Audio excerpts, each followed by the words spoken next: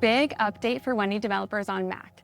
Wendy CLI can now use Apple's new container tool as a default build system on Apple Silicon. To get started on Mac, run brew upgrade Wendy.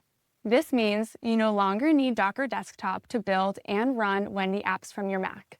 This makes Wendy run and Wendy build faster, from 33% to even 2.5x faster. For a lot of developers, Docker Desktop is this big extra thing they have to install, launch, update, sign into, troubleshoot, and keep running in the background.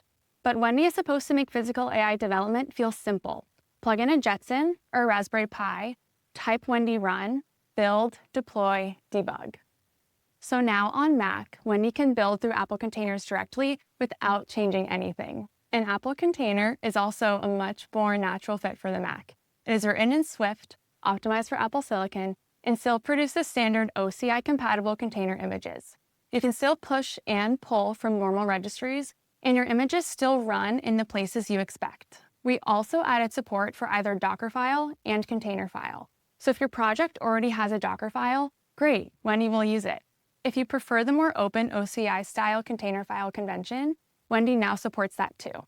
We hope you enjoy this faster update, since faster builds mean faster experiments. Faster experiments mean you get the real robot, the real cameras, the real deployment much sooner. Stay tuned for more Weekly Wendy. See you next week.